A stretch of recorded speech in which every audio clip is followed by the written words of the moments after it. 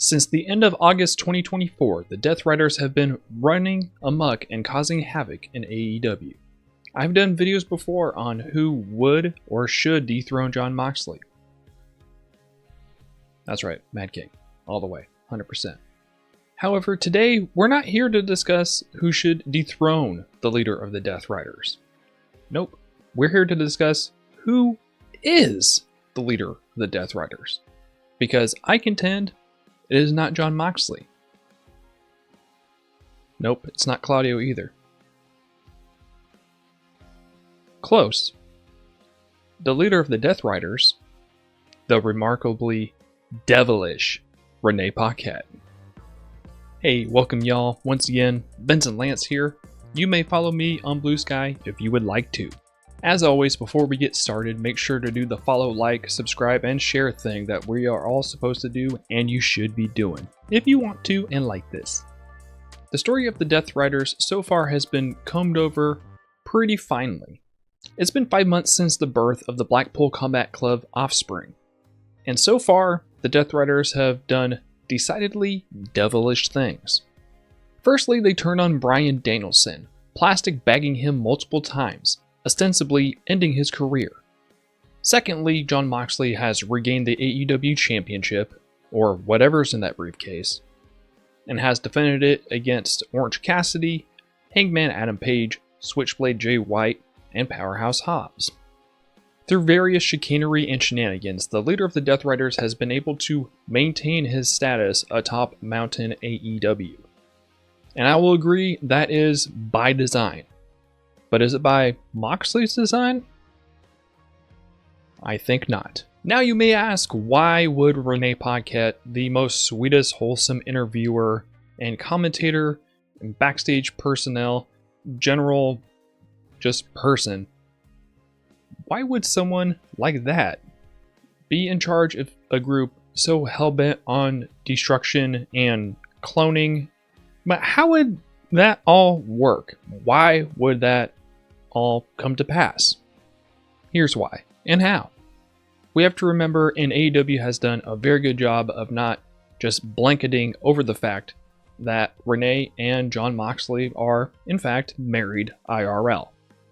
Renee did touch on this briefly when she did her close-up video series with the Death Riders, going to her basement. This is Exhibit A. You're telling me that she's just hanging around, flipping through Hulu as like the Death Riders are cloning Jon Moxley's down below without her knowing, or at best with her just going, oh, Jon's doing Jon stuff. Nah. She knows. Speaking of the Death Riders HQ and cloning Jon Moxley, who would be the person who would want to clone Jon Moxley? Jon Moxley? Please. If you've ever been in a healthy relationship, who would be the person that you would want to clone? Being as someone who's happily married, I can answer that question. I wouldn't want to clone myself. I want to clone my wife. I'd want to clone my partner.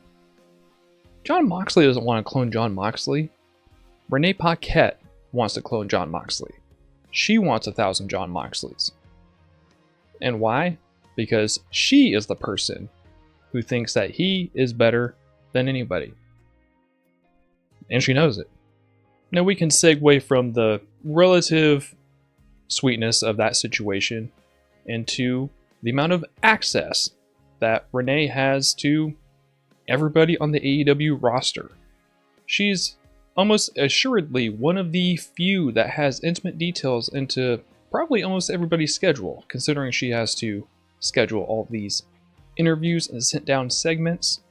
Added on top of that, Renee is well respected and trusted as an interviewer and as a personality. I mean, look at her. She's fucking adorable and non-threatening. Or is she? And the most important aspect of all, I would be led to believe that there is probably only one person on the face of this planet that could control or perhaps even persuade Jon Moxley, it's probably Renee. Kind of a no-brainer. One other thing that has to be considered, and whether it's in the close-up with Renee Paquette that the Death Riders did, or it's the February 5th, 2025 episode of Dynamite with the parking lot skirmish that happened between Death Riders and Rated FTR. But I would argue that before these distinct times, these distinct canonical events, Renee was spared of either aggression or physicality in a very passive way. If you look at the close-up with Renee Paquette YouTube video, Moxley does direct anger and a sense of vitriol towards the people behind the camera, but he specifically leaves out Renee. Yes, Renee is his wife. It would be kind of awkward as hell if you showed him chewing out his wife on video, you know? But Moxley does spare Renee the verbal tongue lashing that he gives the production crew nonetheless. Going to the February 5th, 2025 episode of Dynamite, Marina Shafir runs in and carries Renee off almost unceremoniously. In fact, it's almost so mundane that it is never mentioned throughout the rest of that episode of Dynamite, which I thought was sort of weird. Not even one mention from the rest of the commentary team that they were glad that Renee was safe. Almost seems like a foregone conclusion that she would be safe. Assuredly, she would be safe if she was the wife of the leader of the Death Riders, because why would you want to piss off that guy? It would also make a lot of sense that she would be safe because she is the leaderess. Leaderess? The head bitch of the Death Riders. Renee, I didn't mean to call you a bitch. You seem really nice. I'm sorry. Additionally, I'll just throw it out there. Have you ever thought about why Danielson got such a harsher treatment than almost everybody else who's come across the Death Rider's path? Is it because he's so much better than Moxley? Or is it because Renee only appeared on one season of Total Divas for some reason? And maybe Renee feels some type of way about that. Ever think about that? Huh? Anyway, that's it for me this time. If you made it to the end of this video, you are a real one, and I really appreciate that. As always, if you'd like to check out some of my other YouTube content, that would be pretty fucking sweet. Otherwise, you can check me on Blue Sky once again at benzolanceBlueSky.social. Something like that. And with that, my name is Ben Lance, and I'll catch you next time. Later.